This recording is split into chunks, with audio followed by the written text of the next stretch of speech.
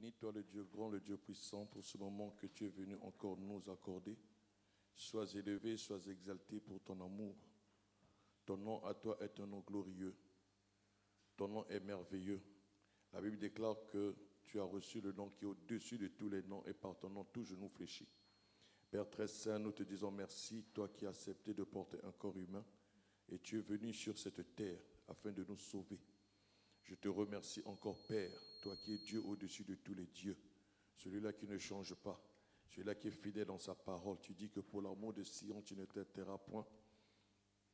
Et tu nous fais comprendre que ta parole ne peut pas descendre et remonter vers toi sans avoir atteint son but. Nous nous recommandons maintenant entre tes mains que cette parole puisse atteindre son but en nous, pour régénérer notre intelligence, pour illuminer les yeux de nos cœurs, et que cette parole soit toujours une lampe à nos pieds. Que cette parole nous convainc, que cette parole nous corrige, que cette parole nous instruise. Merci pour tout. Dans ton nom puissant Jésus, j'ai ainsi prié. Amen.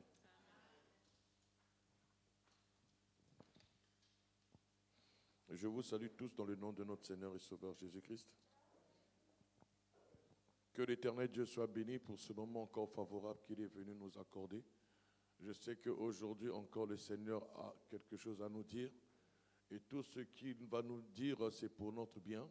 Il a prévu quelque chose pour toi.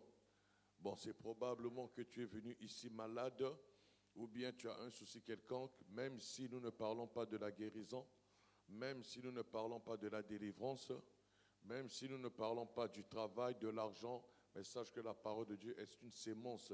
Elle guérira ta situation, elle résoudra ton problème. La chose la plus importante, c'est que tu puisses entendre et que tu puisses accepter cette parole. Lorsque tu l'acceptes, tu comprends que c'est la parole de Dieu, elle va résoudre le problème. Alors si tu attends seulement que ça soit un message sur ta situation, le temps que le message arrive, tu resteras longtemps dans ton état. Alors si nous voyons un peu la femme qui avait une perte de sang depuis 12 ans, elle n'avait pas touché la totalité du corps du Seigneur Jésus-Christ. Elle n'avait pas touché la chair du Seigneur Jésus-Christ, mais elle avait touché le vêtement, une partie du vêtement. Parce qu'elle avait cru en disant que si je touche seulement à ses vêtements, je serai guéri. Donc elle a touché seulement une partie de son vêtement. Sa foi a permis que la guérison puisse intervenir dans sa vie. Mais maintenant, ça ne s'est pas aussi arrêté là. Parce que lorsqu'on est guéri, ça ne suffit pas. Tu peux être guéri et ne pas être sauvé. Parce que notre Seigneur Jésus-Christ, il est notre Seigneur et notre Sauveur. C'est-à-dire que lorsque le Seigneur a posé la question qui m'a touché, cette femme-là, tremblante, j'étais à ses pieds et la Bible déclare, elle lui dit toute la vérité. Et c'est alors que le Seigneur va lui confirmer qu'elle était sauvée. Alors qu'est-ce que nous voulons dire par là? Nous voulons dire que le message que nous sommes en train d'entendre, la parole de Dieu que tu entends, même ici, ce n'est pas là, tu touches qu'une partie des vêtements, mais il faut que cette parole te pousse aussi à aller maintenant vers le Seigneur et lui dire la vérité de ton cœur, la vérité de ton âme. Il y a beaucoup de situations que nous vivons, que nous subissons, qui sont répétitifs, des échecs. C'est parce que nous n'avons jamais dit la vraie vérité au Seigneur.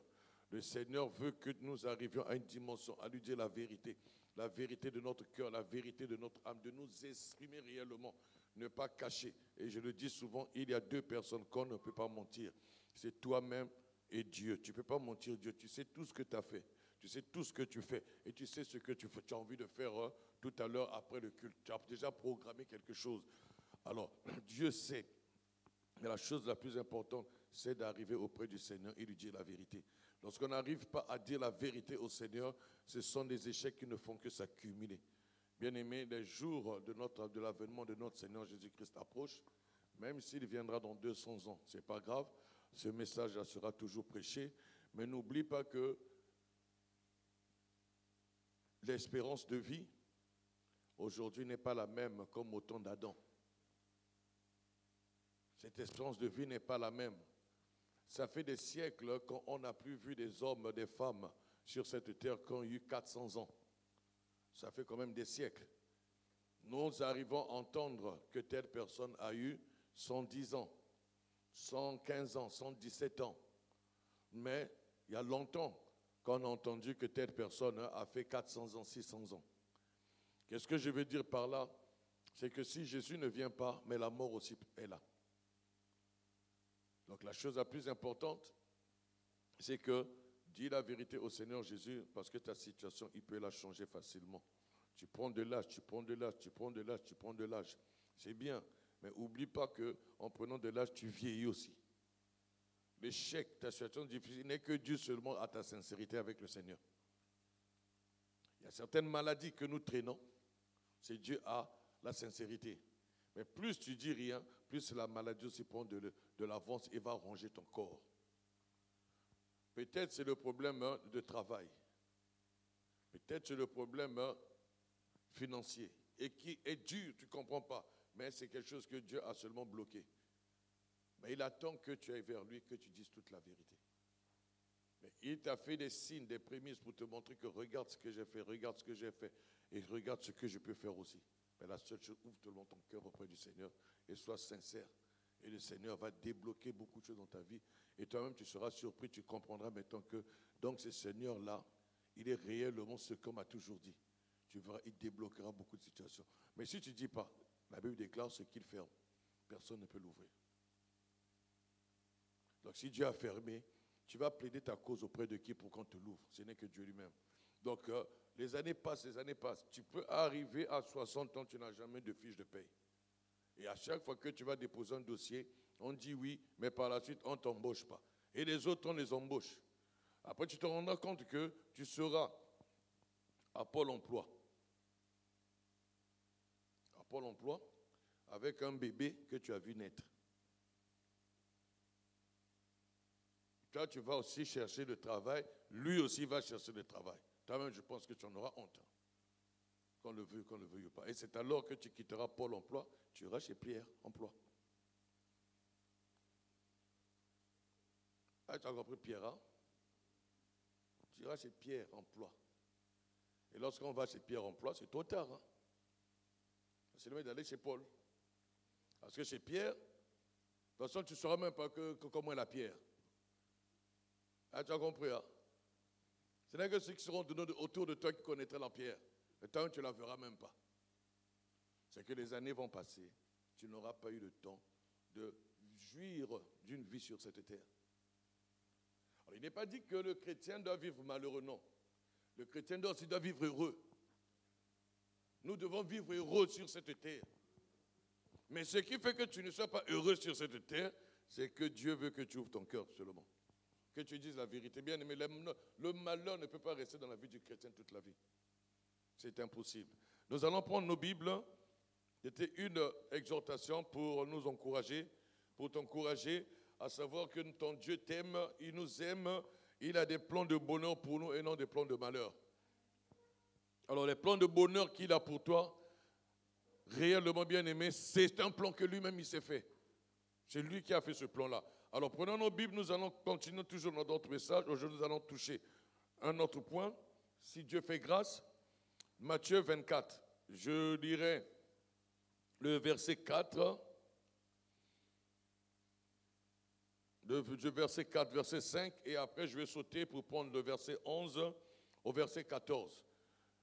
Je lis dans le nom de notre Seigneur et Sauveur Jésus-Christ.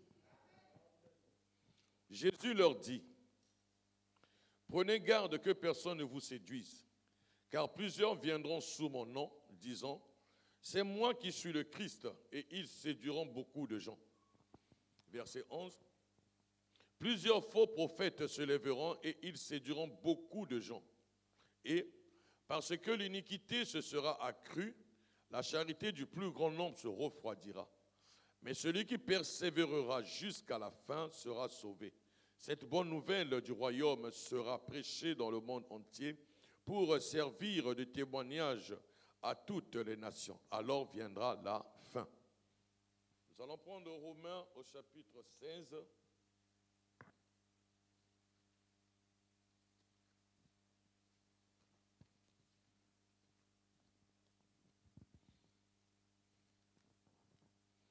« 17 et 18, Romains chapitre 16, 17 et 18, Je lis dans le nom de notre Seigneur et Sauveur Jésus-Christ. Je vous exhorte, frères, à prendre garde à ceux qui causent des divisions et des scandales au préjudice de l'enseignement que vous avez reçu. Éloignez-vous d'eux, car de tels hommes ne servent point Christ notre Seigneur, mais leur propre ventre.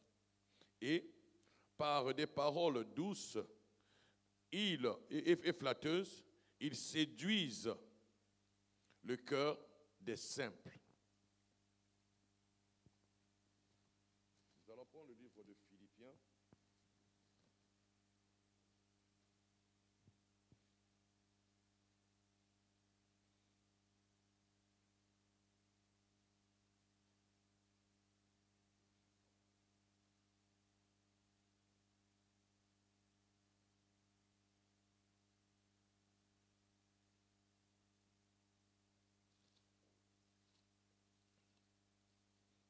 Philippiens chapitre 3. Philippiens chapitre 3, je prendrai le verset 18 et nous allons nous arrêter au verset 19. Car il y en a plusieurs qui marchent en ennemis de la croix de Christ. Je vous en ai souvent parlé et j'en parle maintenant encore en pleurant. Leur fin sera la perdition. Ils ont pour Dieu leur ventre. Ils mettent leur gloire dans ce qu'il fait, leur honte. Ils ne pensent qu'aux choses terrestres. Nous allons prendre un dernier test dans le livre de Matthieu au chapitre 7, excusez-moi.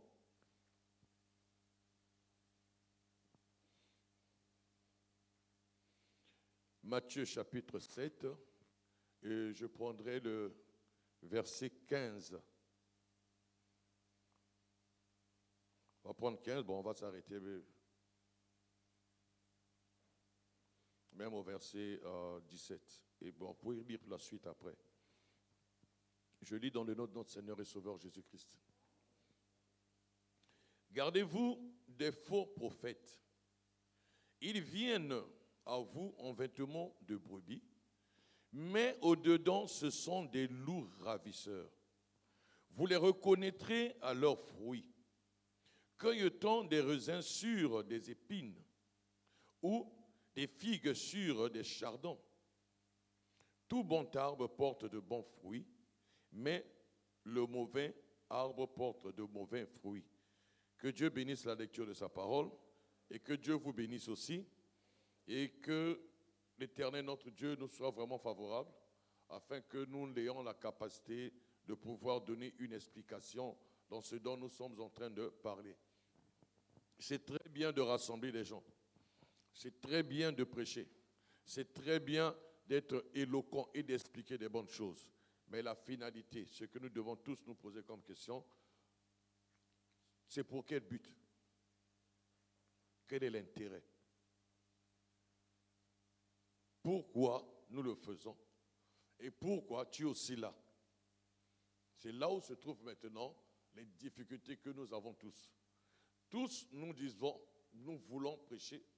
Tous sont là pour entendre la prédication. Mais la finalité, c'est quoi? Alors si la finalité, nous ne l'avons pas compris, nous allons être entraînés dans un mouvement auquel il n'y aura pas d'issue. Alors nous devons connaître quel est le but. Alors pourquoi nous sommes en train de parler sur ce point? Pourquoi nous avons parlé du tabernacle? Et pourquoi nous avons touché le point sur l'avènement de notre Seigneur Jésus-Christ?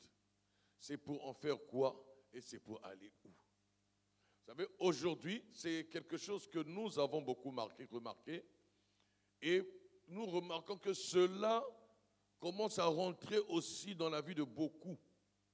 Je n'ai pas dit que c'est mauvais, mais il faut faire extrêmement attention. Très attention avec la révélation. Très attention. Ceux qui ont la sagesse, auxquels Dieu leur a doté la sagesse, de parler de la révélation et de parler des prophéties, d'expliquer ces choses, ceux qui vraiment ont eu cette grâce sont généralement humbles.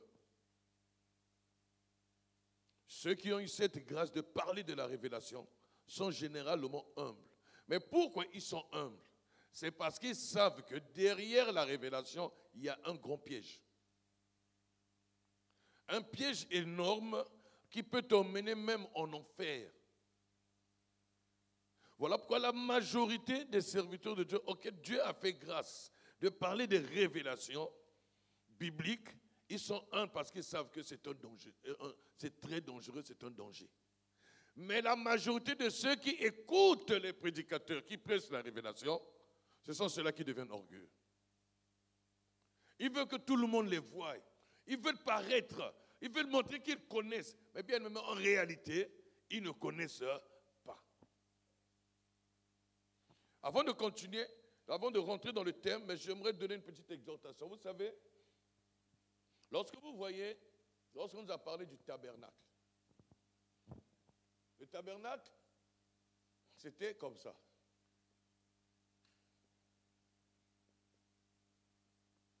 Je sais pourquoi je donne ce schéma.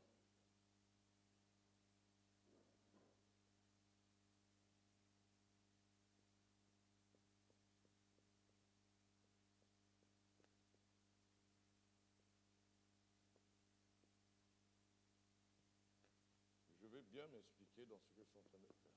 Ça, c'est ce qu'on nous a parlé. Et au milieu, ça, ce sont des...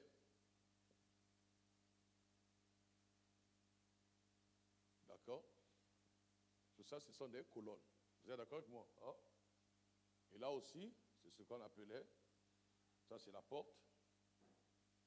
On rentrait par là. Et je vais faire cela. Il y a ici la tente.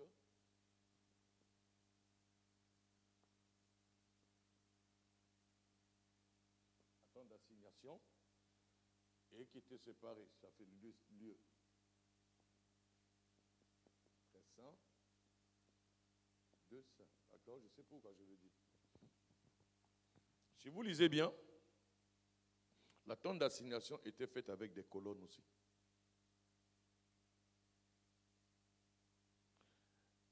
La clôture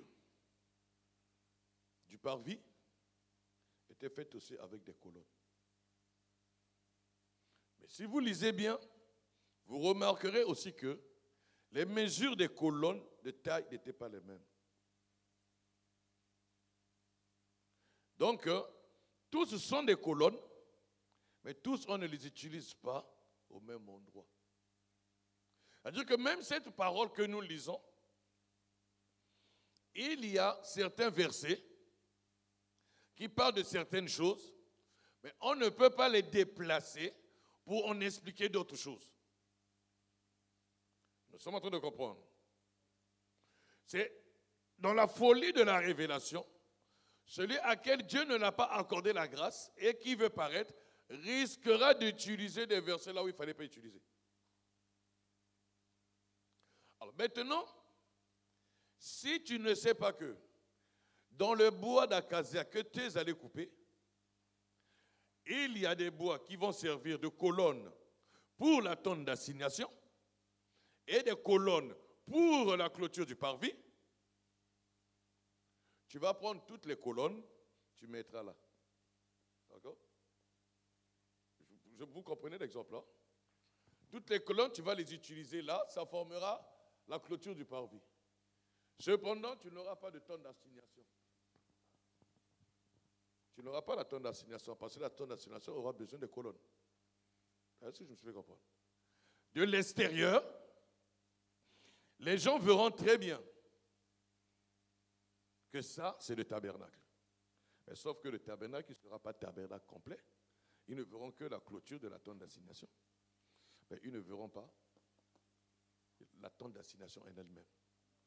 Mais qu'est-ce qui faisait la force et le respect, la considération, la puissance du tabernacle? Ce n'était pas la clôture seulement, mais c'était la tente d'assignation. Pourquoi la tente d'assignation? Parce qu'à l'intérieur de la tente d'assignation, dans le lieu très saint, il y avait quelque chose d'important. Parce que la tente d'assignation, c'était le lieu saint et le lieu très saint. Mais ce qui faisait la force de tout le tabernacle, c'est ce qui se trouvait dans le lieu très saint.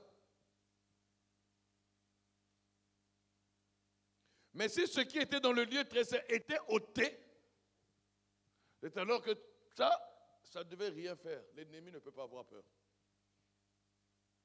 Voilà pourquoi lorsque Salomon construit son temple, là, tout est bien fait. Mais Salomon sait que cette maison-là, Dieu ne peut pas habiter dedans. Salomon le sait. Il dit Dieu n'habitera pas dans des maisons construites par la main des hommes. Il dit que cette maison, elle ne peut même pas te contenir. Parce qu'il a compris que Dieu, il est tellement grand. Et déjà, les cieux des cieux ne peuvent pas le contenir. Combien cette maison? Mais il veut seulement que Dieu puisse rentrer dans cette maison qu'il a construite. Mais la gloire de Dieu, après la prière de Salomon, s'est manifestée à quel moment?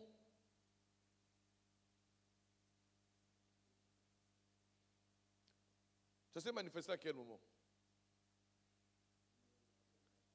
Lorsque les Lévites sont rentrés avec quoi? Avec l'arche, c'est alors que la gloire s'est manifestée. S'il n'y avait pas l'arche qui rentrait, la gloire ne se serait pas manifestée. Mais maintenant, dans le tabernacle, qu'est-ce qui était dans le lieu très saint? On verra ça prochainement. Allez-y lire. Vous avez donné la réponse, mais j'ai dit cela, c'est pour nous interpeller, afin que ce dont nous sommes en train de parler, ça ne doit pas être une parure extérieure. Alléluia. Mais il faut que ça soit à l'intérieur. Le but, c'est que ça soit à l'intérieur. Nous parlons des signes de l'avènement de notre Seigneur Jésus-Christ. Nous avons touché le point, si nous insistons, nous revenons dessus, c'est sur la séduction.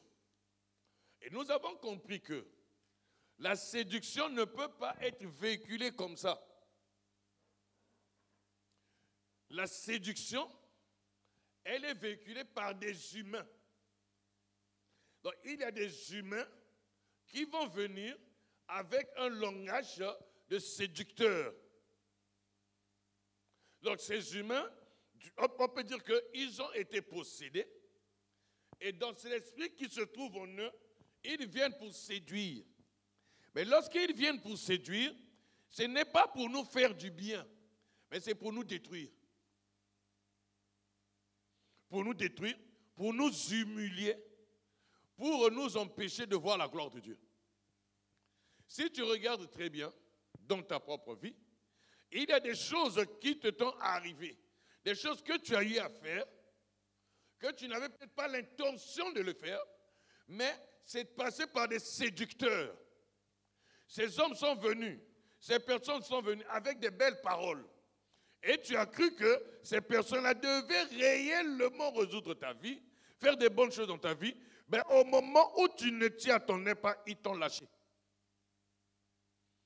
Et par la suite, ils ont détruit ta vie. Je ne sais pas si je me fais comprendre. Gloire soit rendue à l'Éternel parce que Dieu te connaissait. Mais il y en a beaucoup où leur vie a été détruite par des séducteurs. Et aujourd'hui, ils ne savent plus ce qu'ils font. Ils sont toujours, il y a d'autres qui se sont même suicidés.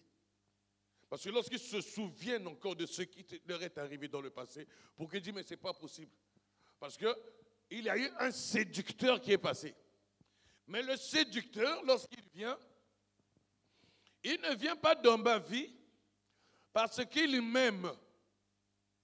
Le séducteur, lorsqu'il vient, il ne vient pas dans ma vie parce qu'il veut réellement résoudre, aider ma vie, parce qu'il a pitié de moi. Non, il a besoin de quelque chose. Et ce dont il a besoin, pour l'obtenir, il sait que ce n'est qu'au travers de la séduction. Je suis en train de faire comprendre. Il utilise la carte de la séduction. Et lorsqu'il l'utilise, c'est alors que je perds mes gardes. je perds la vigilance, et maintenant, il prend le plus important.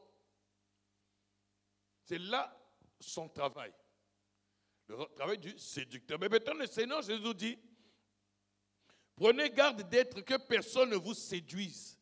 À ce moment-là, nous comprenons que cette séduction, elle est véhiculée par des personnes. Parce que, humainement parlant, d'une manière charnelle, qui a déjà vu la séduction? Elle a quelle couleur?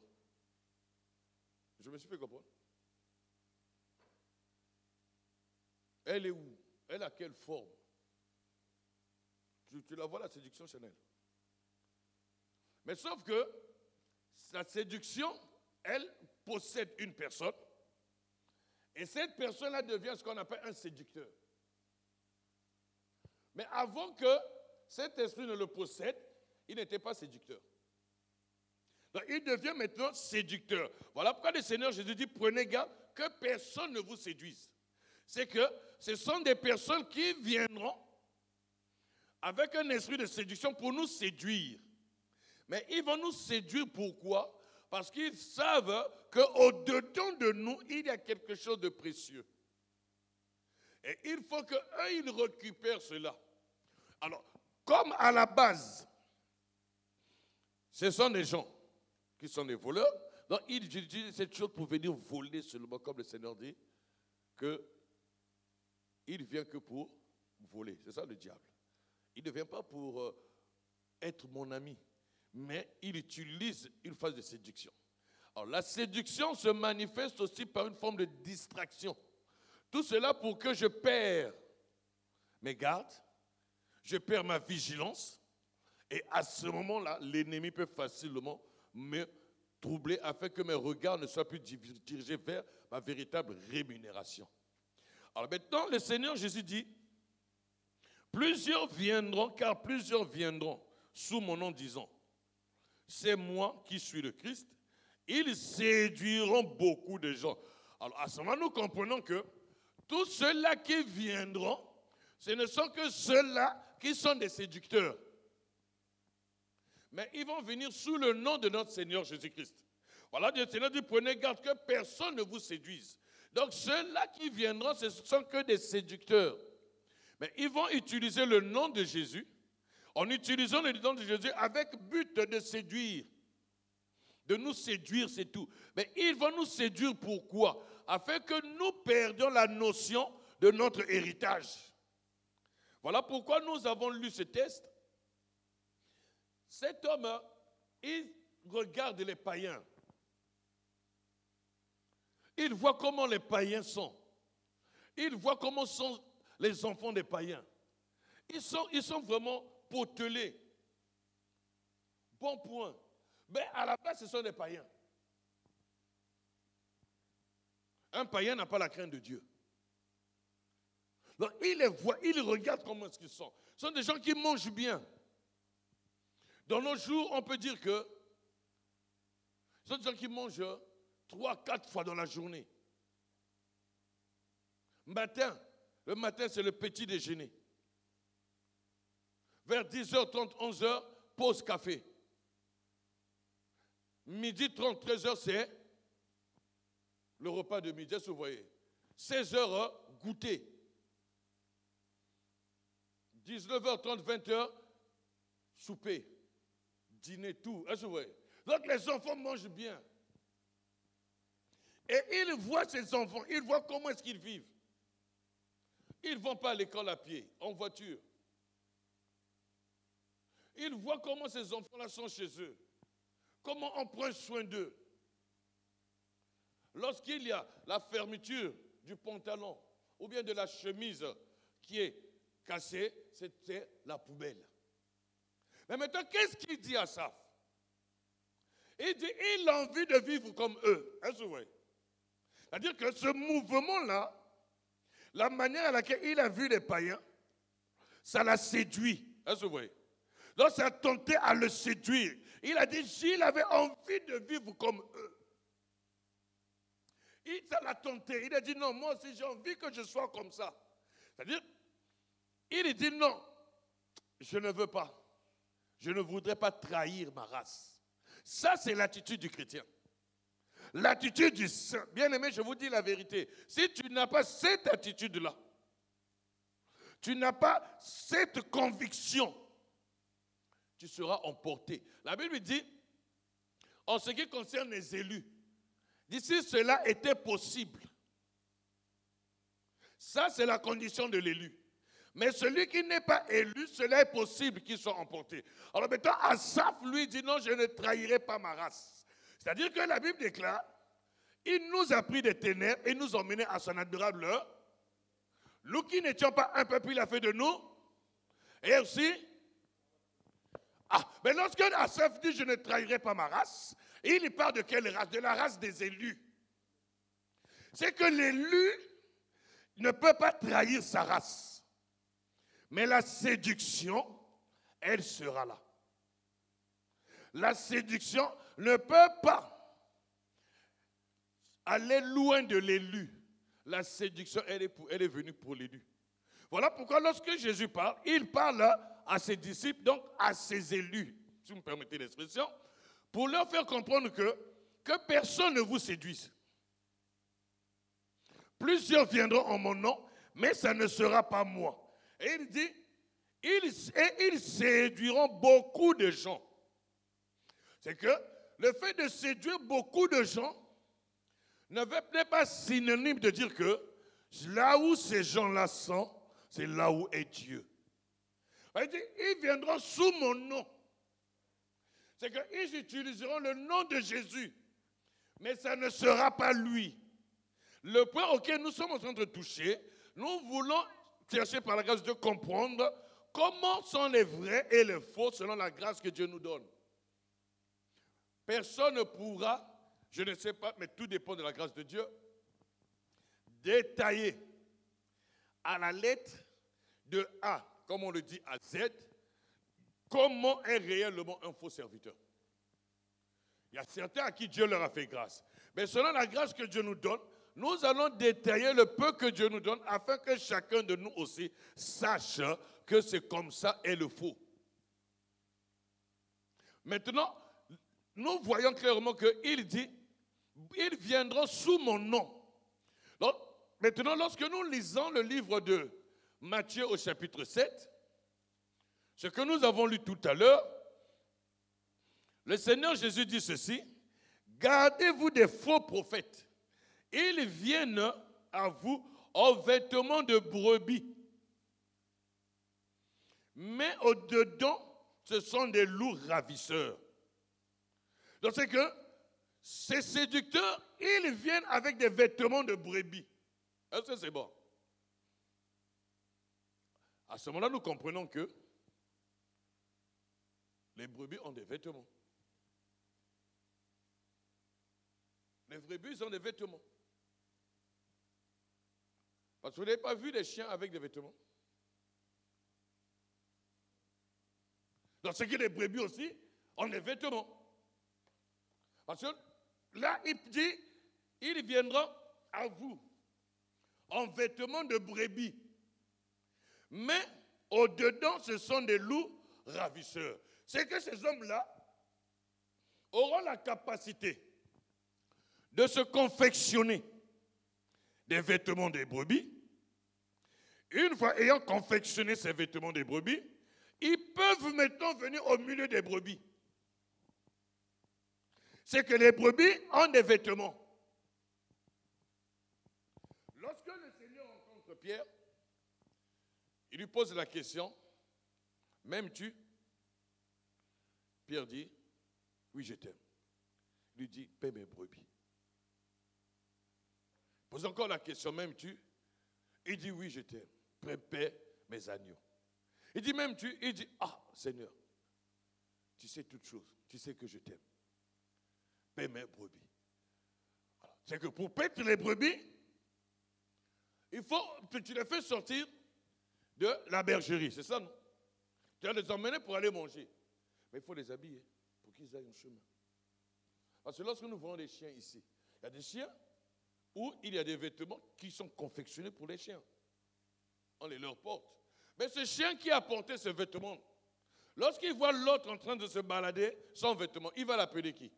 Il va dire quoi? Il va dire, oh, ce chien-là, il n'est même pas habillé, celui-là. Parce que lui, il est habillé. Parce qu'il y a des vêtements, des brebis. Alors maintenant, Romain dit, Galate le dit aussi, nous allons prendre celui de Galate, on va prendre celui, pas celui de Romain, on va prendre celui de Galate. Galate au chapitre 3 nous dit ceci.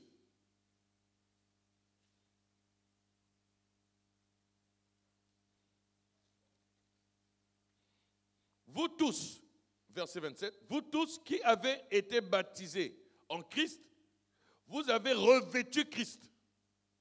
Est-ce que nous comprenons? C'est que lorsque le Seigneur parlait à Pierre, en lui disant, paie mes brebis, il ne parlait pas des brebis que nous voyons, que l'on égorge d'une manière physique, mais il parlait des saints. Est-ce que nous comprenons? Lorsqu'il parlait des agneaux, il parlait de cette que donc c'était des humains. Voilà, Pierre dit, il est venu pour des brebis perdues, des brebis égarées. Nous sommes en train de suivre. C'est que s'il parle des brebis, c'est que ces brebis, ce sont des humains. Alors maintenant, la Bible déclare que vous tous qui avez été baptisés en Christ, vous avez revêtu Christ. C'est que ces hommes-là, comme la Bible dit, ils viennent sous le nom. Jésus dit, ils viendront sous mon nom. Est-ce que vous comprenez? Mais en réalité, ce n'est pas lui. Mais ces hommes-là, comment est-ce qu'on les reconnaît? C'est que ce sont des gens qui vont porter le vêtement des brebis. Être sous le nom de Jésus, c'est porter le vêtement des brebis. Mais au-dedans d'eux, ce sont des loups ravisseurs. Alors, pour ceux qui parlent bien français, pourquoi c'est ravisseur, c'est adjectif, hein? C'est adjectif. Même ceux-là qui me disent que non, j'ai partiel, vous nous montez, hein? On commence à découvrir. Vous nous montez. Vous allez dire qu'il y a longtemps que vous avez étudié ça. À ce moment, un enfant de CM2 qui a dit adjectif. Et ensuite, je pose la question aux universitaires, la master, je ne sais pas combien. C'est quel adjectif? Démonstratif. C'est quel adjectif? Bon, bref. Alors, qu'est-ce que je veux dire? C'est que ils ont dit loup ravisseur. Donc, le ravisseur, c'est un adjectif, je vais t'aider, qui qualifie sa nature. C'est bon. Donc, c'est que c'est un loup ravisseur. Mais ravisseur, c'est quoi? Qu'est-ce que ça veut dire ravisseur? Est-ce que c'est ravisseur, on peut l'attribuer à une nature docile? Est-ce qu'on peut la remplacer par gentil? Est-ce qu'on peut la remplacer par cruel? Non. C'est possible. Donc, ravisseur, on peut le mettre par cruel. Est-ce que vous comprenez? Donc, son but, c'est de ravir. Est-ce que vous voyez? Il est ravi, mais est-ce qu'on peut aussi l'associer avec voleur? Hein? Voleur, hein? Donc, quelqu'un qui prend, mais quelque chose qui ne l'appartient pas. Est-ce que vous voyez? Donc, c'est que ces hommes-là, ce sont des loups ravisseurs. Nous sommes en train de comprendre. Parce que nous voulons montrer comment est-ce que les faux fonctionnent. Afin que toi, dans ton pèlerinage, pour aller dans récupérer ton héritage, là où Dieu t'a promis, pour que sur la route, lorsque tu vas rencontrer ces ravisseurs, que tu ne puisses pas tomber dans leur piège, mais que tu aies la capacité de dire, il est aussi écrit. Nous ne sommes pas venus pour tabler sur des hommes, non. On veut expliquer les ravisseurs. Maintenant, si demain, quelqu'un se lève et dit, tu as prêché contre moi. Dans ce cas, c'est un ravisseur. Vous n'êtes pas d'accord avec moi? Nous, on ne prêche pas contre une personne. Nous considérons la grâce que Dieu a donnée à tous ses serviteurs. Mais les ravisseurs sont rentrés.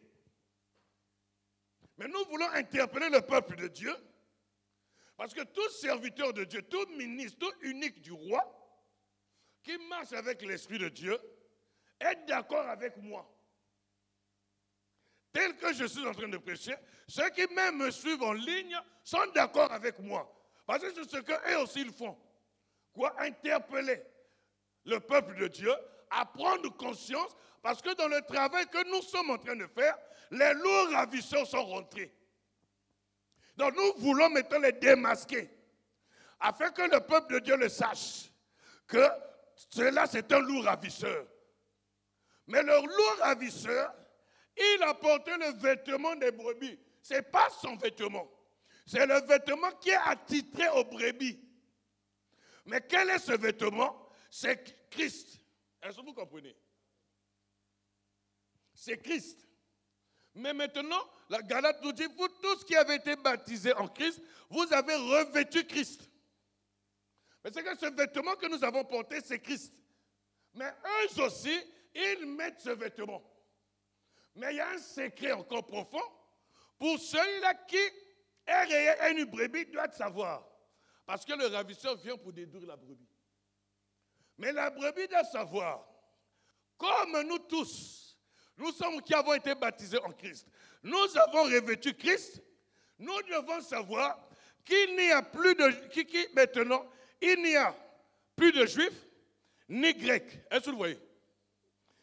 Il n'y a plus ni esclaves, ni libres, il n'y a plus ni hommes, ni femmes, car tous, vous êtes un en Jésus-Christ. Ça, c'est ce que doit connaître la brebis. Nous sommes en train de suivre. La brebis doit avoir cela en elle. La brebis sait que c'est comme ça. Donc, tel que nous sommes là, nous sommes tous des brebis. Nous avons tous été baptisés en Christ. D'accord? Mais comme nous avons été baptisés en Christ, nous avons revêtu Christ. Mais maintenant, comme nous avons revêtu Christ, nous savons maintenant qu'il n'y a ni juif ni grec. Il y a qui? Que Christ. On a revêtu Christ. Il n'y a que chrétien. Est-ce que c'est bon? Donc il n'y a plus ivoirien, congolais entier. Nous saisissons. Il n'y a que chrétien. Il n'y a que chrétien. Tous nous sommes chrétiens. Et tous notre pèlerinage, c'est pour une seule destination.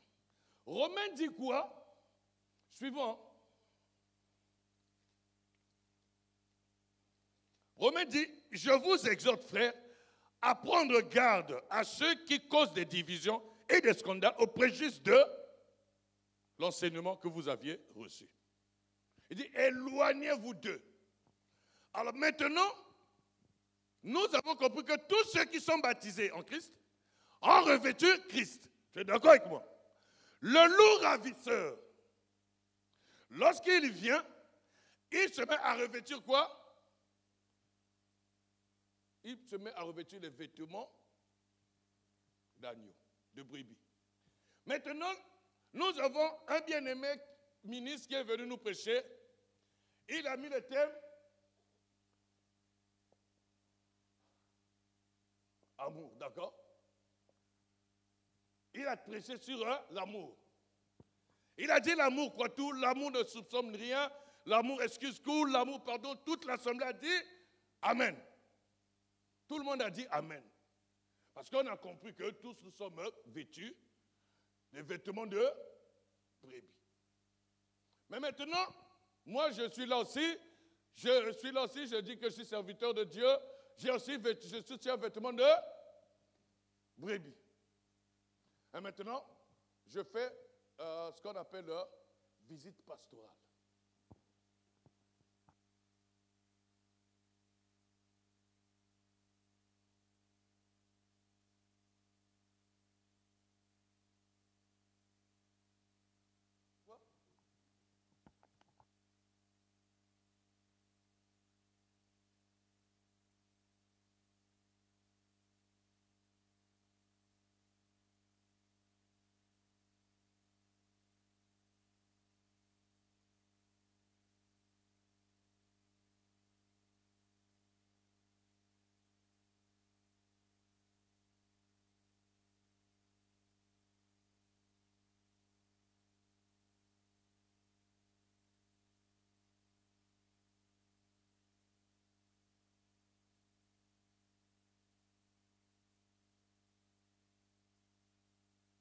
Là où j'ai fait la visite pastorale, frères, sœurs, qu'est-ce que vous allez faire?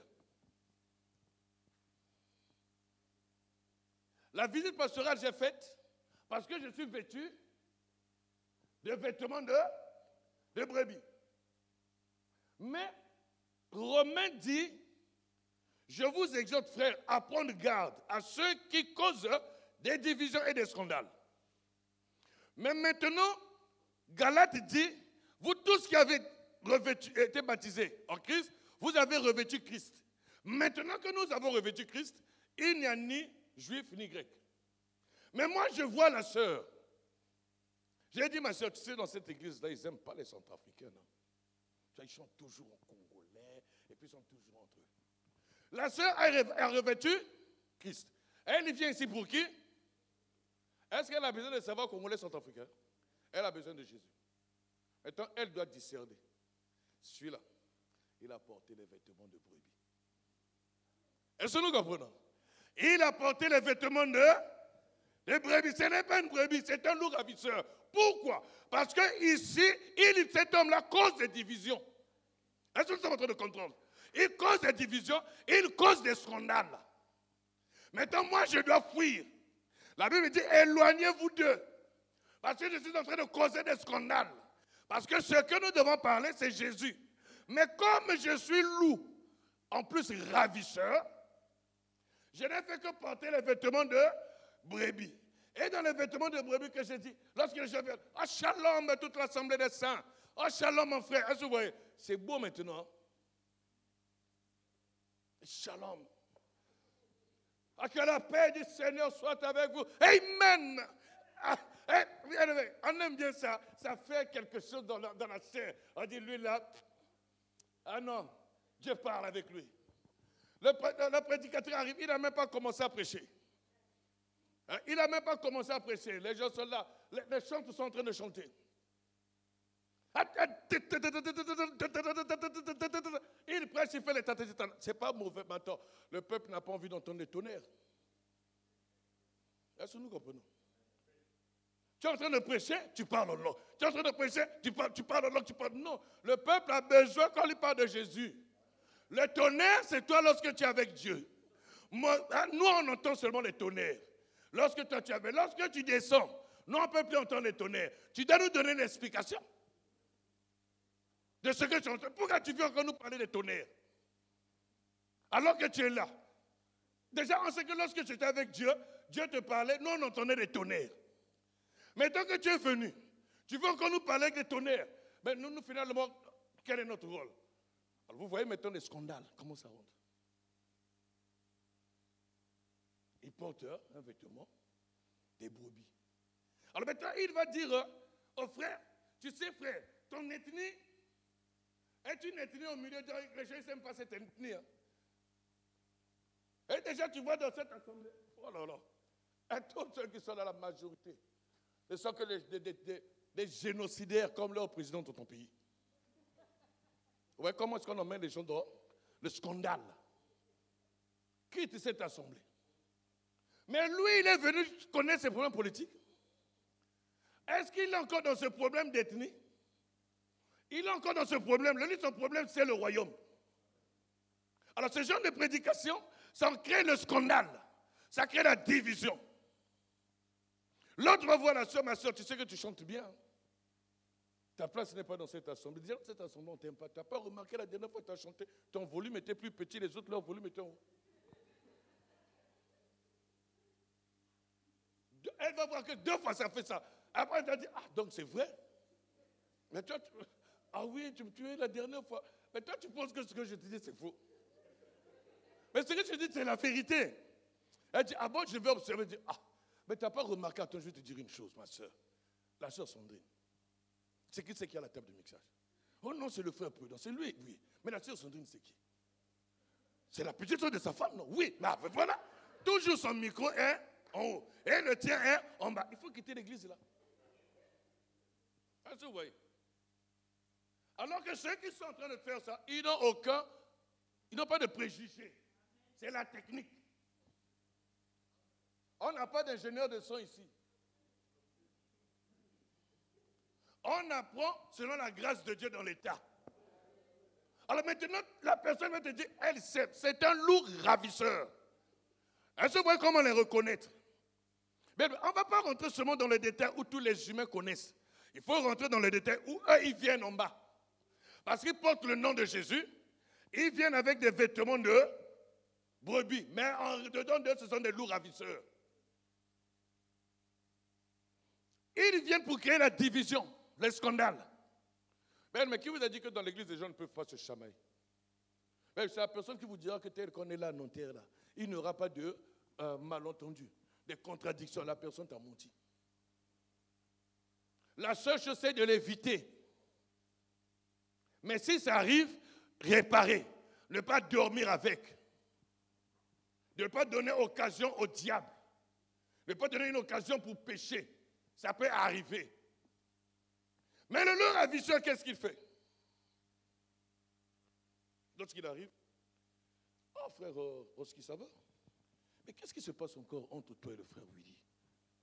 Non, rien, mais bon, tu sais, tu peux me le dire, hein? Parce que moi j'ai appris qu'avec le frère Willy à terre. Lui maintenant naïf, il me le dit. Après je finis par dire, oh là là, Willy ne changera jamais. Hein. Qu'est-ce que j'ai sémé? Qu'est-ce que j'ai sémé? J'ai renforcé la haine, j'ai renforcé la division, j'ai validé sa position avec le frère Willy. Parce que je dis, oh là là, le frère Willy ne changera jamais. Ben, il a vraiment pris le caractère de son père. Hein. Est-ce que vous voyez comment la chose y va? Loup ravisseur, créant des divisions et des scandales. Mais donc ces hommes-là, c'est comme ça qu'on doit les reconnaître. Mais la Bible dit une chose, comprenez bien. Le Seigneur ne dit pas des serviteurs, il parle aussi des prophètes. C'est que ça peut être aussi un chrétien. Ça peut être aussi un chrétien dans l'église. Hein. Ce n'est pas seulement le ministre de la parole. Ça peut être aussi un frère dans l'église qui est un loup ravisseur. Mais qui vient tout gentiment et qui peut te montrer qu'il va t'aider, mais au fond, il vient pour t'enfoncer. Voilà pourquoi toutes ces choses sont les signes de la fin. Lorsque tu vois cela, ne te décourage pas, ne baisse pas les bras. Dis, oh Seigneur, merci, parce que si tu as permis que je discerne, c'est que je suis dans ta voie. Je vais rentrer dans le royaume, je suis sur le chemin du royaume. Parce que seul, celui qui est du côté des élus peut discerner le loup ravisseur. Mais si tu n'es pas du côté de l'élu, tu ne discerneras pas le loup ravisseur. Mais de toute façon, est-ce que tu as besoin de le discerner? Parce que tu es déjà dans son camp. Tu as déjà vu un soulard dire que « Ah, j'ai bu, je suis sous. » Hein? Lorsqu'il veut seulement ajouter, non? Et son but, c'est quoi? Critiquer son ami soulard. Tu dis, ah, mais lui là, vraiment, je te jure, il boit trop, il n'a pas de maîtrise lorsqu'il boit, il fait des scandales. Mais toi, tu dis, mais tu ne sais pas que tu es en train de faire un. Il dit, lui, mais on était avec lui, il a bu, mais ce qu'il a fait, c'est horrible. Il rentre dans le salon de sa belle-mère, il fait pipi au salon. Et des soulards comme ça. Dans l'état, dans son état, il est dans le salon de ses beaux-parents. Il a envie de faire pipi, il enlève sa braquette et il arrose les fleurs. Voilà pourquoi, bien aimé, l'alcool, c'est un mauvais compagnon. Laisse-le. Laisse-le, ne te familiarise pas avec lui. Parce qu'il ne va jamais te rendre service. Jamais. Parce que lorsqu'il va t'humilier, c'est le moment auquel tu ne t'y attends pas. Et tout ce qui est du désir de la chair. Alors nous voyons, nous sommes en train de parler de cela pour que nous, étant que peuple de Dieu, autant que les saints, nous comprenons maintenant comment sont ces loups ravisseurs. Le but de ce message, c'est afin que tu puisses bien continuer ta marche avec ton Seigneur. Donc c'est que eux, ils viennent avec des paroles, mais sont des loups vêtus de vêtements de brebis. Mais nous avons compris que le vêtement de brebis, les brebis, ce sont des humains. Mais maintenant, tous ceux qui sont baptisés en Christ, en d'autres termes, baptisés dans cet enseignement-là, ont revêtu Christ. Mais Christ est un vêtement, alléluia. Et sa parole aussi. Donc c'est que celui-là qui a entendu cette parole, a dit amen à cette parole, a revêtu cette parole. Mais comme je l'ai revêtu cette parole-là, lorsque je me mets à la revêtir, elle donne un sens à ma vie. Et il y a une harmonie. Vous savez, aujourd'hui, même que tu le veux, que tu veux ou pas, il y a des manières de s'habiller. Il y a des couleurs qu'il ne faut jamais mettre ensemble. C'est vrai, non? Lorsque tu mets ces couleurs-là ensemble, lorsqu'on te va dire, ah! Et en plus, lorsqu'il fait chaud, il y a des couleurs qu'il ne faut pas mettre. Parce qu'il y a des couleurs, lorsqu'il fait chaud, celui qui te regarde, il transpire. Parce que cette couleur-là attire la chaleur. Vous allez me dire, mais oui, mais on nous emmène, oui. Je vous emmène à comprendre que cette parole, nous avons dit, est un vêtement. Celui qui a revêtu Christ, celui qui est baptisé en Christ, il a revêtu, donc il a revêtu Christ. Mais Christ, c'est Jésus, c'est la parole qui se fait cette chair qui est habitée parmi nous. Aujourd'hui, nous ne voyons plus Jésus comme les apôtres l'ont vu. Nous voyons Jésus-Christ au travers de l'enseignement. Est-ce que c'est bon? Maintenant, cet enseignement-là, lorsque nous la recevons, elle devient pour nous un vêtement. Mais maintenant, ce vêtement-là, lorsque nous l'avons porté, lorsque nous sommes en face des situations difficiles, nous savons les utiliser dans l'harmonie. Est-ce que je me suis fait comprendre? Lorsque Satan a parlé à Jésus, les réponses que Jésus donnait, il ne prenait pas des réponses n'importe comment.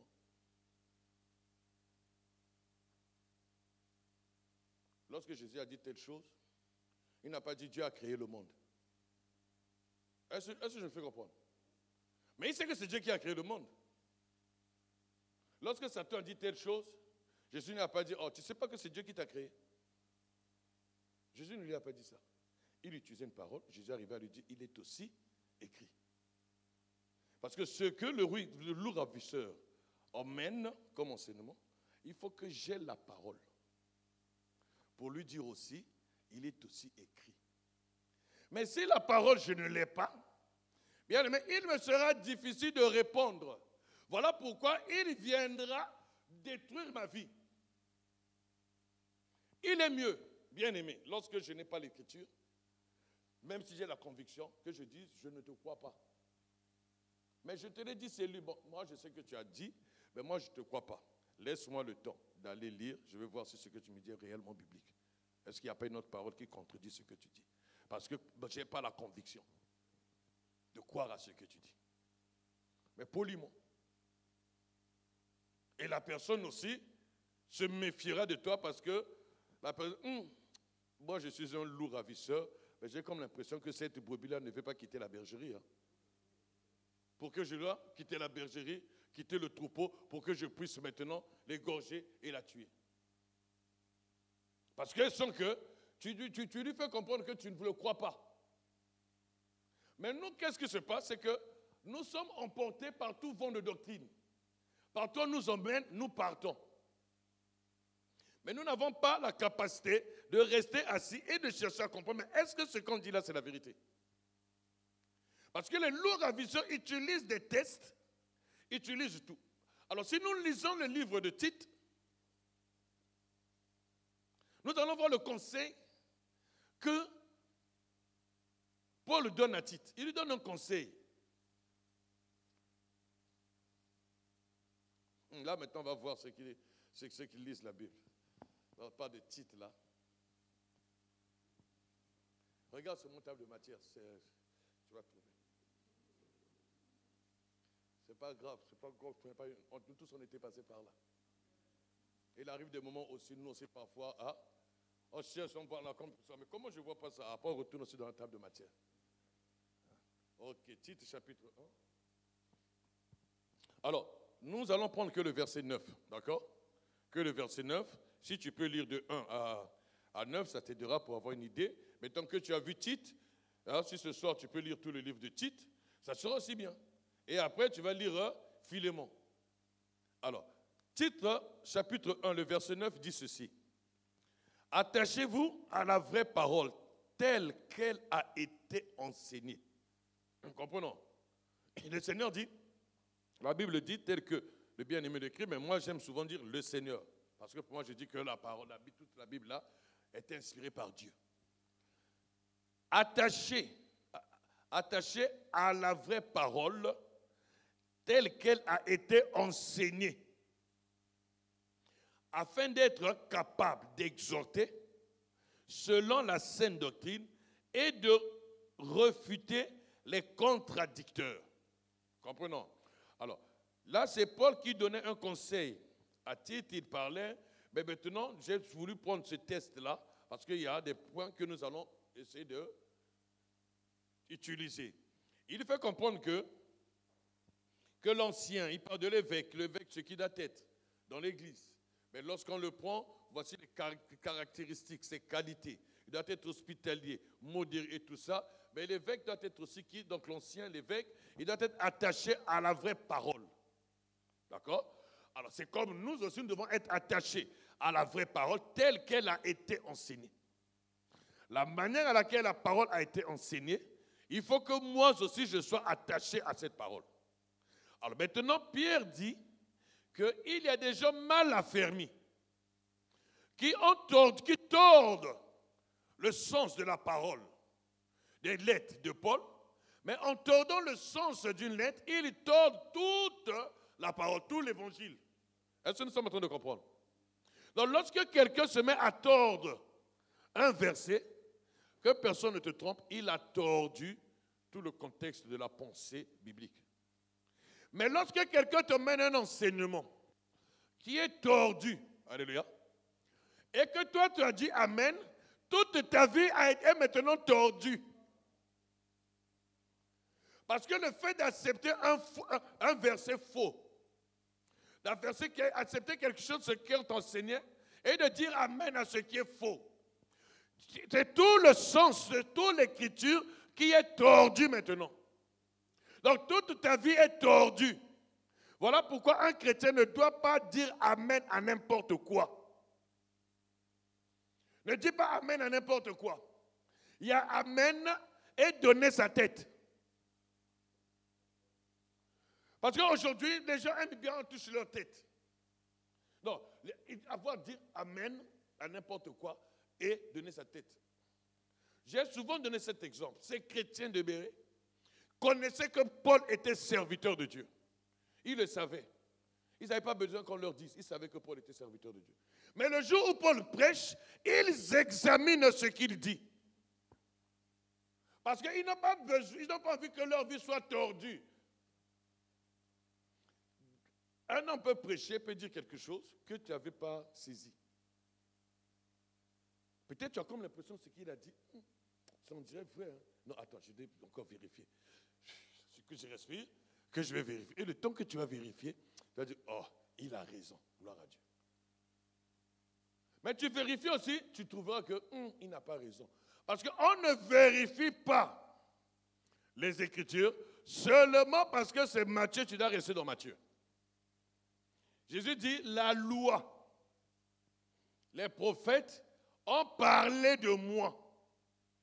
C'est-à-dire que pour examiner les Écritures, il faut que tu retournes dans la loi, dans l'ombre.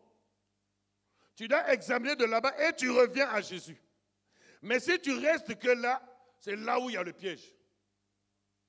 C'est là où souvent nous tombons dans le piège. Il faut retourner dans la loi. Et lorsque tu quittes la loi, tu reviens. Alors maintenant, il recommande à Tite d'être attaché à la vraie parole telle qu'elle a été enseignée. Voilà pourquoi Paul dit, si un ange venait du ciel et vous enseignez un autre évangile différemment que ce que nous vous avons enseigné, qu'il soit anathème. Paul dit dans le livre de Romains que ces hommes qui emmènent le scandale, les divisions, c'est au préjudice des enseignements que vous avez reçus. Est-ce que vous voyez? C'est que ces lourds ravisseurs qui mettent les vêtements des brebis, leur but c'est de tordre le sens de l'évangile.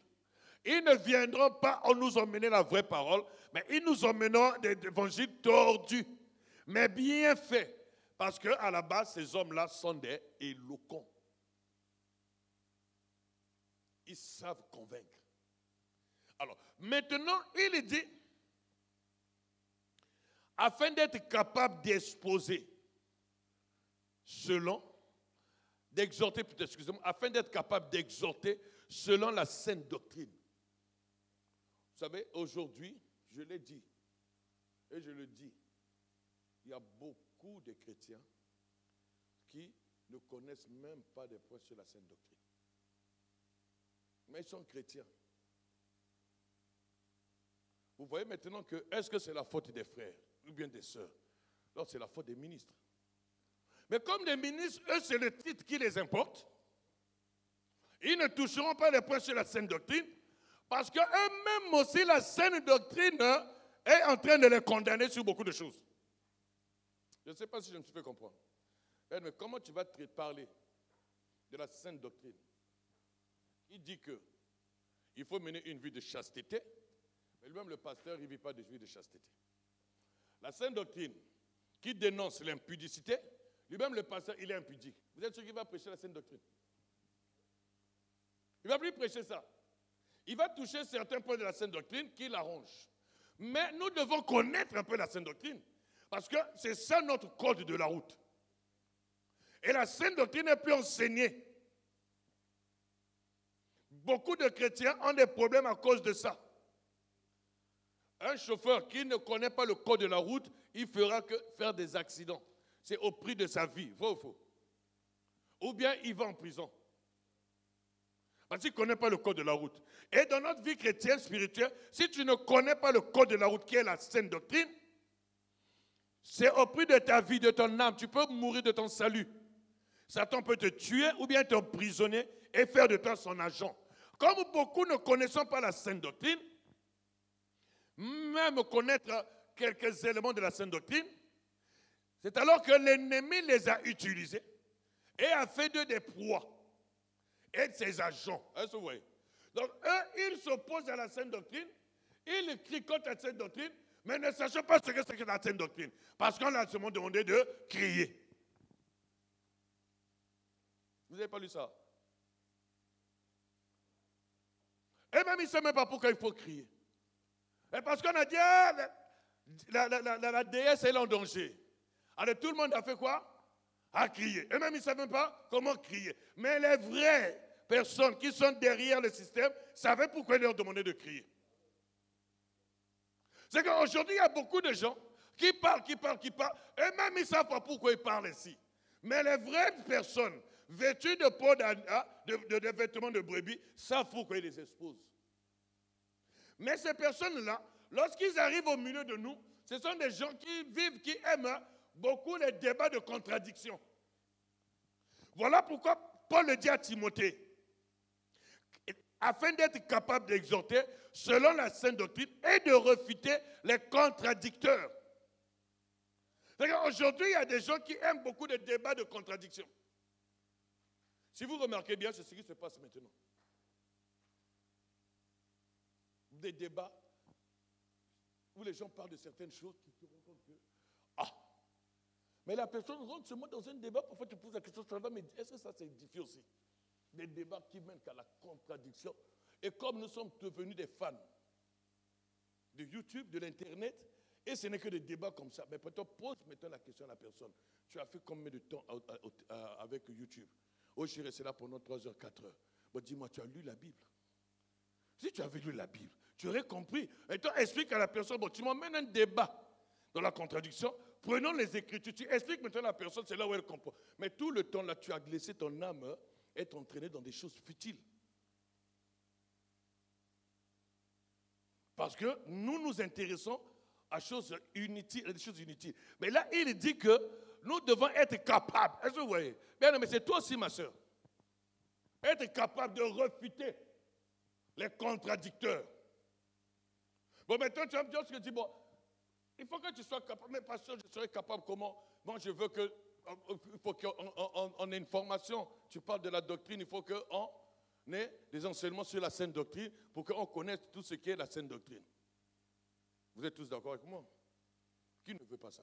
Nous tous, nous voulons qu'on enseigne, qu'on nous parle un peu sur les grandes lignes de la saine doctrine. Mais le jour où on programme, c'est ce jour-là, tu es toujours absente. Est-ce que nous comprenons? Bon, maintenant, les autres qui sont présents, ils sont enseignés. C'est là où se trouve notre problème. Nous n'avons pas privilégié les choses de notre salut. Mais tout ce que nous privilégions, ce n'est même pas ça qui donnera la vie éternelle. C'est ça qui donnera la vie éternelle. Bien aimé, le coronavirus a créé une situation. Il est venu dans le monde, il a fait tout pour ne pas que les gens se visitent maintenant. Il a fermé, hein, parce qu'il va aller chez l'autre. Ah non, il ne faut pas aller chez les autres, parce qu'il y a le coronavirus. Alors, si tu viens chez moi, il faut que tu sois bien cagoulé, bien fermé. Alors, moi, j'ai cherché une personne, elle est venue à la maison, elle dit, oh, tu es venu faire quoi? Oh, j'ai amené des courses. J'ai dit, pourquoi les courses? Je t'ai demandé d'emmener des courses. Il y a le coronavirus ici, reste chez toi, moi je reste chez moi. Alléluia. Alors, qu'est-ce que je veux dire par là? Si aujourd'hui, l'ennemi est en train de nous combattre aussi dans ses côtés, tout cela c'est aussi, ne pensez pas que c'est un virus qui va combattre seulement comme ça, mais c'est aussi pour t'empêcher d'avoir la connaissance. De ne plus être ensemble, afin que tu ne sois plus enseigné sur des choses auxquelles tu devais connaître. Mais la Bible nous dit de racheter le temps. La Bible nous commande aussi de prêcher et d'enseigner en toute occasion favorable ou pas. C'est pas ça. Et maintenant, les occasions que nous utilisons maintenant, c'est admettant les lignes maintenant. En attendant qu'on ne nous coupe pas encore le téléphone et l'Internet. Et comme on n'a pas encore coupé l'Internet, nous voulons maintenant en profiter pour enseigner maintenant et déposer afin que chacun connaisse un peu les différents points des différentes lignes de la saine doctrine. Mais le temps d'attendre, qu'est-ce qui t'empêche aussi d'appeler pour dire, quels sont les différents points que tu peux me donner sur les grandes lignes de la saine doctrine? Moi, je te dirais, et au fur et à mesure, on va avancer. Parce que la saine doctrine, elle touche beaucoup au caractère. La saine doctrine, elle touche beaucoup au moi de l'homme. La sainte doctrine, elle est là pour s'opposer à la personnalité de l'homme. Et elle doit broyer cette personnalité afin que l'homme puisse acquérir la nature de Christ. La sainte doctrine, elle est là pour détruire en nous les mauvais réflexes qu'on avait hier. Ce qui fait que lorsqu'on parle de la sainte doctrine, lorsqu'on commence à énumérer certains points sur la sainte doctrine, généralement, ceux qui ne sont pas de Dieu vident les églises. Parce que la sainte doctrine va toucher à ce que tu es. Parce que Dieu dit, dans son royaume, les impudiques ne rentreront pas. Les assassins, les voleurs, tout cela, les sorciers, ils ne rentreront pas. Et maintenant, la sainte doctrine est là pour briser, te tailler, te ôter tout ça, afin que tu sois bien disposé pour rentrer dans le royaume. Est-ce que nous sommes en train de comprendre? Alors maintenant, les loups ravisseurs, ils viennent avec un enseignement tordu, qui n'est pas de la sainte doctrine, mais qui ressemble à la sainte doctrine. Mais ce n'est pas la sainte doctrine. Mais maintenant, lorsqu'il me la présente, moi, je dois être capable de les arrêter. Parce que ce qu'ils font souvent, ce sont les enseignements de contradiction. Ah non, tu vois ça? Ah non, non, non, non, je ne peux pas rester dans une église comme ça. Il n'y a pas d'amour. Bien, mais qui t'a dit que l'amour, tu dois l'attendre des autres? Toi, tu dois poser l'amour, non? Ouais, c'est que la sainte doctrine. La sainte doctrine dit quoi? Aimez-vous les uns les autres. C'est alors que l'on saura que vous êtes mes disciples. Romains dit maintenant, ne devez rien à personne si ce n'est que de vous aimer. Il dit encore dans Corinthiens, l'amour ne soupçonne point. L'amour supporte tout. L'amour croit tout. L'amour espère tout. L'amour n'est pas envieux. Il faut lire ça aussi. La sainte doctrine, c'est appliquer ça. Mais les loups ravisseurs, ils vont tordre le sens. Ils ne parleront pas de ça. Parce qu'ils savent que leur but, c'est d'emmener la division et le scandale. Et vous remarquerez que généralement ces loups, lorsqu'on commence à toucher à leur personne, il n'y a pas d'amour. Tu as vu ça dans cette assemblée? Le dimanche, on ne parle que de moi. Tu as vu le message là, le pasteur a parlé que de moi. C'est de moi il s'agit. Lui, il est comme ça. Lui, il utilise la chair pour parler des gens. Mais tout simplement parce que les lourds ravisseurs commencent à passer. Alors nous devons maintenant être capables de fermer la bouche aux contradicteurs. Lorsque nous sommes là, je prends un exemple. Qui ne croit pas à la prière? D'abord, je vais d'abord poser la question. Qui croit à la prière? Que la prière fait d'une manière sincère, Dieu écoute. Nous croyons tous à ça. Bon, maintenant, moi je suis venu. Dans la tête, j'ai prié, j'ai dit, on va prêcher, j'ai un thème et j'ai préparé. Toi, on a dit, bon, on va prier pour le message. Toi, tu as prié. Seigneur, je veux que le message aujourd'hui, tu me parles. Que ce qui va sortir de la bouche du prédicateur soit vraiment ma vie. Toi-même, tu as dit. Toi-même, tu as dit. Alors maintenant, on va prêcher, on parle de toi. Tu sors, tu dis, vous avez vu, il ne parle que de moi. Mais toi, tu as prié, non? C'est toi-même qui as prié, tu as dit que le message s'adresse à moi. Et maintenant, on a touché ta vie. Mais comme tu sais que tu t'étais confié avec la sœur Nicole, et ici au culte, tu m'as vu en train de causer avec la sœur Nicole, et systématiquement, la sœur Nicole m'a dit, voilà pourquoi j'ai prêché. Donc, où est le Saint-Esprit? Est-ce que nous sommes en train de comprendre? C'est ça ce que fait le diable dans beaucoup d'assemblées. Mais lorsque nous allons comprendre que non, on a prié, j'ai prié, Dieu m'a parlé.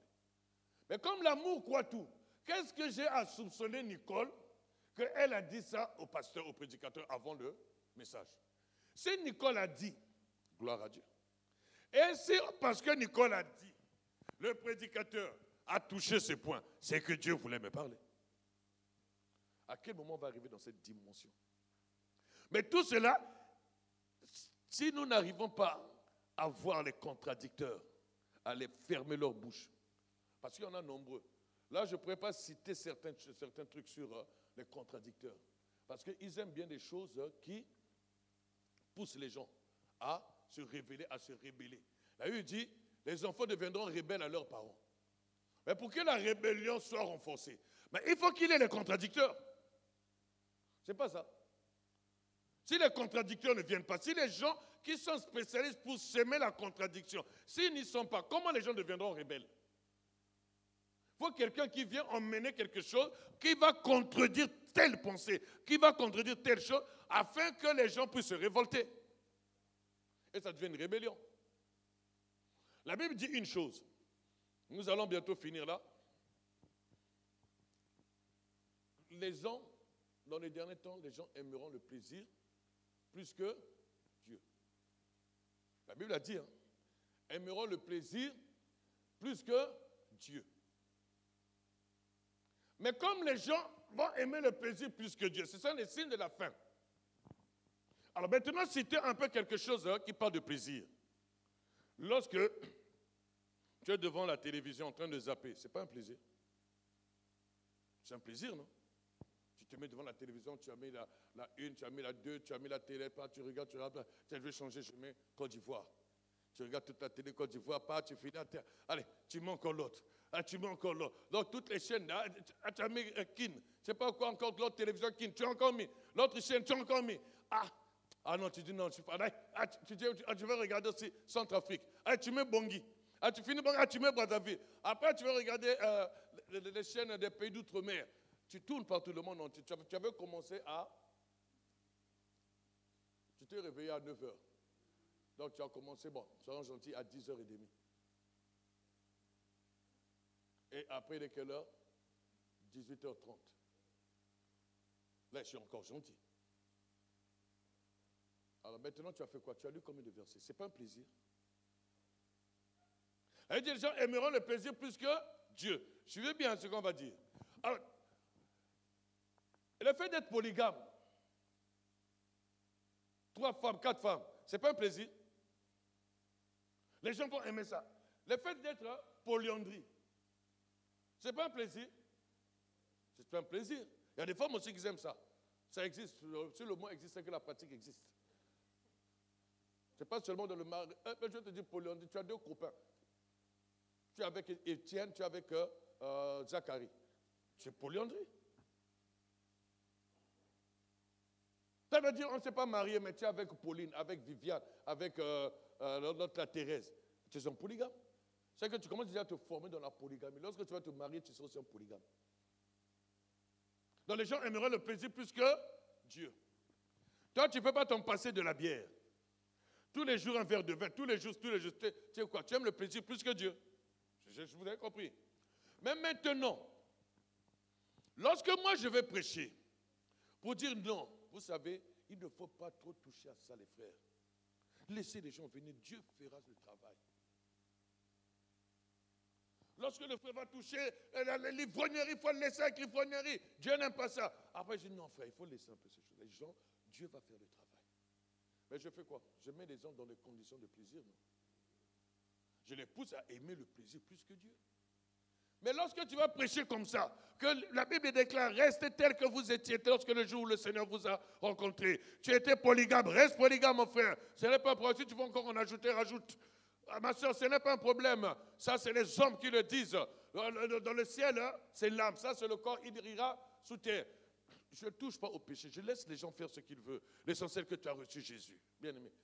Je pense que là-haut, il y aura des gens. La salle, elle sera pleine. Et je dirais même encore pour aider les gens à ne pas se sentir frustrés. Je ne parlerai pas de l'argent.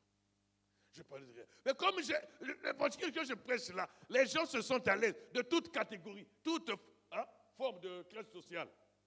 On ne touche pas à leur plaisir. Bien aimé, la salle, on va l'acheter. Ça sera une caverne d'Ali Baba. Et quand ce sera la caverne d'Ali Baba, tout le monde vient. Est-ce que je suis en train de faire comprendre? Mais tout ça, c'est le signe de la fin. Lorsque vous voyez une assemblée où tout est permis,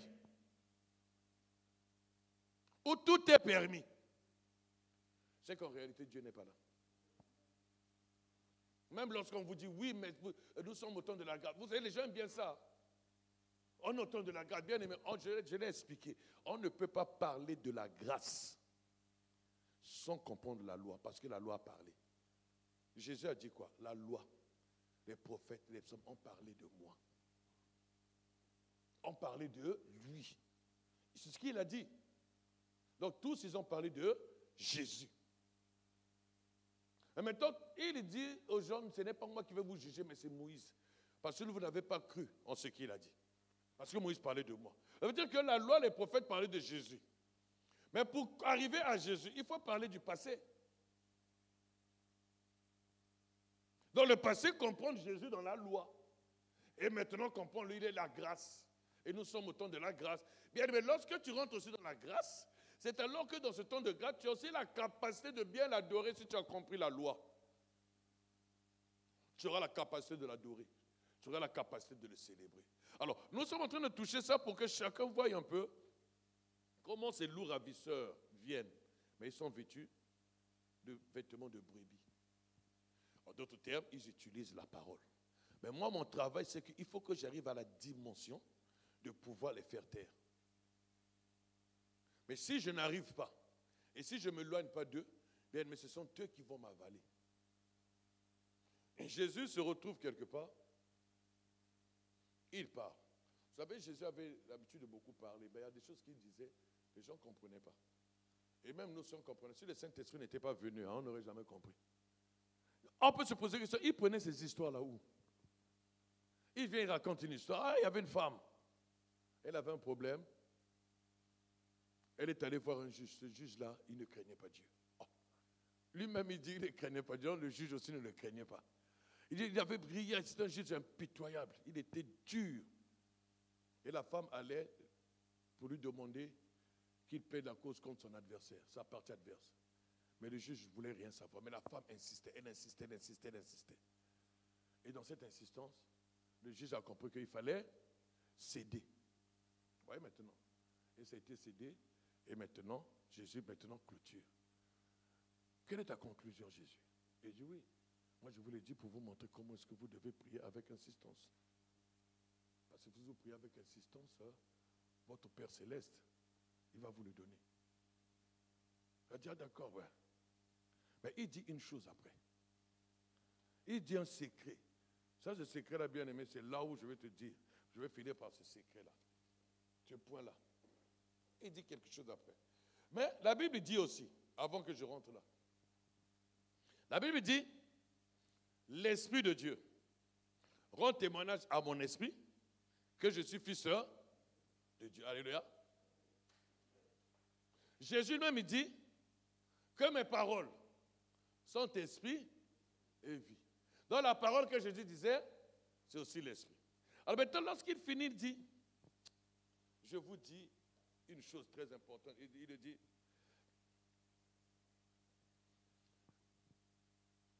lorsqu'il finit de raconter l'histoire de la famille, il raconte l'histoire.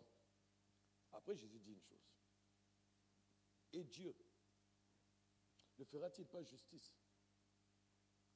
Mais quelle justice Jésus va faire? Il dit, il fera justice à ses élus qui crient à lui jour et nuit. Et ne tardera-t-il pas à leur égard? C'est-à-dire que Jésus, il ne fera pas justice à tout le monde qui crie jour et nuit. Il fera justice à ses élus. Mais tel que nous sommes là, tel que nous sommes ici, chacun de nous sait s'il ira en enfer ou bien s'il ira vers Dieu. Moi, je ne vous mens pas, je vous dis la vérité. Chacun de nous sait. Mais ça ne sert même pas de me regarder comme ça. Toi-même, tu sais si tu iras en enfer ou bien si tu iras dans le royaume de Dieu. Cette chose-là, bien aimée, ce n'est pas faux. Chacun sait.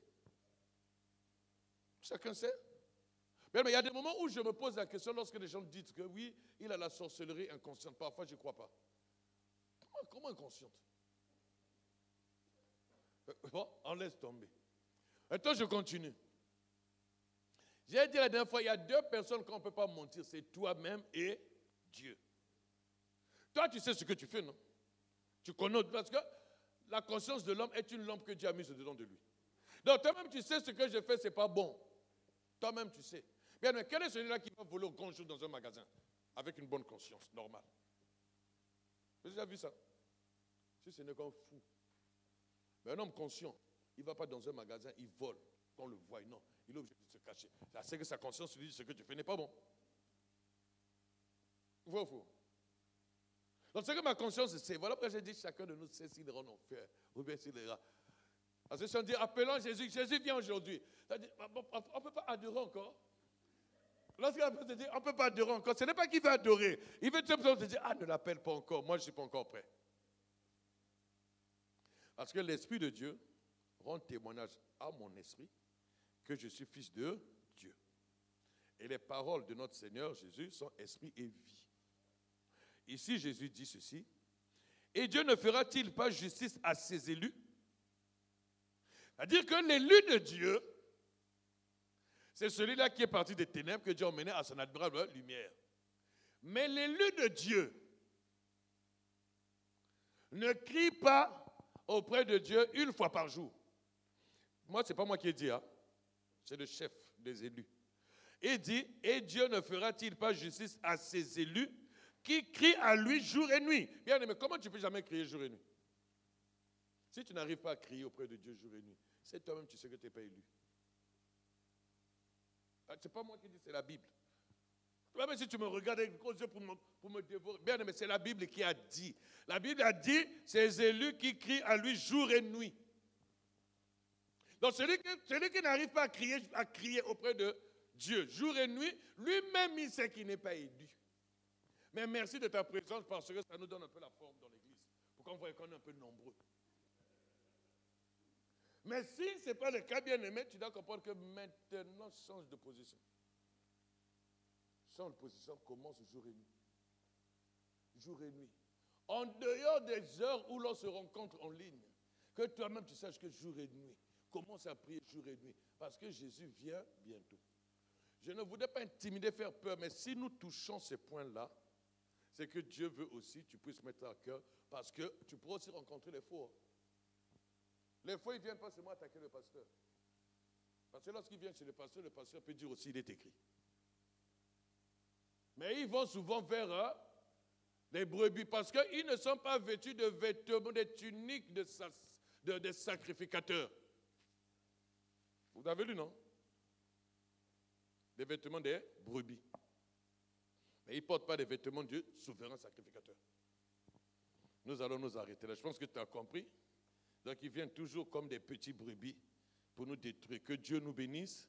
Nous continuerons toujours. Je vous ai dit que je n'irai pas trop vite pour que nous comprenions. Et au fur et à mesure, nous allons toucher des points. Que Dieu soit béni. Élevons nos voix et prions tous ensemble dans le nom de Jésus. Seigneur Dieu, je te dis merci encore pour ce moment que tu es venu nous accorder.